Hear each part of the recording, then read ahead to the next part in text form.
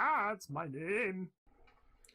Hey everybody, and welcome to this week's of the Comic Book Production Report. I'm Ryan Cardinal, the Ryan Cardinal, and I'm just going to let you know where I'm at. Last week I ended up being on the Drawn and Quartered Fan Edition and winning with this piece right here that you see. Subject was Frank Miller Batman, and this was the piece that I did up. And yeah, lucky enough, I ended up winning, getting the votes. So tonight I should be going on to the Pro Edition, battling against John Malin, Mike S. Miller, and whoever else is going to be on there, so that should be super fun. And the subject for tonight's Drawn and Quarter Pro Edition is Disney princesses, so yeah, that should be a lot of fun. But on to the comic book side, I spent the last week working more on the trailer than working on the book, just because the trailer requires just a little bit more time than, well, the book is going to be the book, so, but I want the trailer to be out and good and solid and ready, so that's what I've been working on. So I will show you some of the pics from the trailer that I have been working on. Let's see, let's go to the beginning here. So this was one of the pieces that I did up.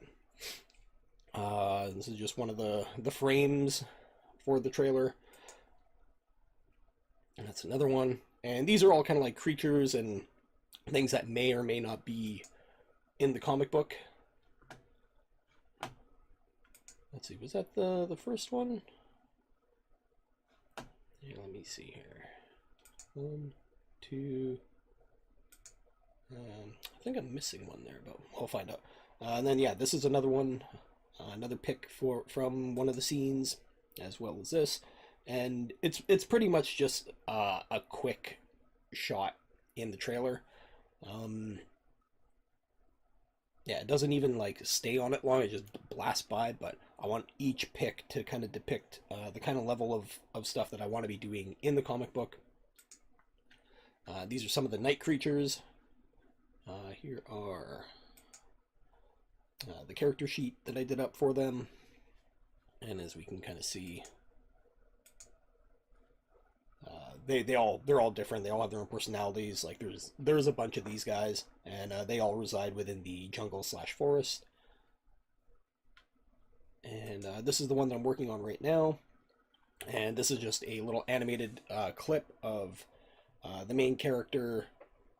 Well, I shouldn't say the main character, just one of the main characters, but the kid character, and it's like these two giant stone fists smashing down, and it's animated, so he's pushing them apart.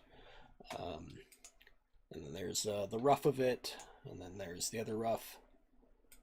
Let's see, there's forest creatures, and yeah. So, and this was something else that I had to animate in the trailer. There's a little spot where it kind of holds on the trailer for a little bit, and I had this drawn up as is, and it felt kind of weird holding on it for as long as I did without it doing something, so I ended up animating it, and I will bring that up right now. And I have this up on my YouTube as well. And the music that's on here is actually from the YouTube library, so I shouldn't get flagged for anything.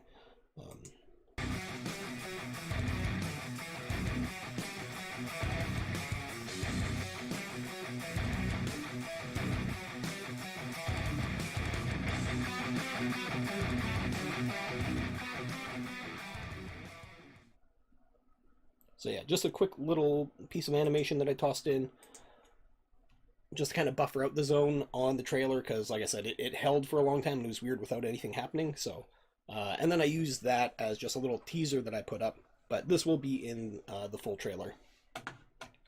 And also did a little bit more writing. One of the programs that I use is called Eon Timeline, and let's see if I can bring it up here. Is this it? Yep, there it is. So the way that I'm writing my comic book is probably not the way you're supposed to be writing stuff, which I've been told, but I don't care. This works for me. Is I know the events of everything in the story arc that's taking place. So what I'm able to do with this is this allows me to write in an actual timeline, and I can just, you know, set a date and just run along with it. I don't think this was the one that I have up halfway down. Oh, okay, yeah. And then, yeah, I can just write pretty much a checklist of what's going on. I can involve which characters are involved in the scene, where they're at, the location that they're at, and that way, if anything crosses over that doesn't make sense, the program will actually alert me that I have two characters like in the same place at the same time, which is a very cool feature because then it'll help with the consistency of the story. So yeah, I was working on this and just kind of trying to get the story further ahead so that way when I come into it, I'm not scrambling for stuff.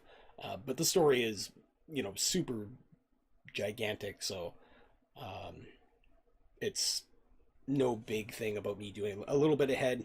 And the way that I do it too is I leave it wide enough in the events where I still allow myself to have breathing room in the creation of what can happen on the page.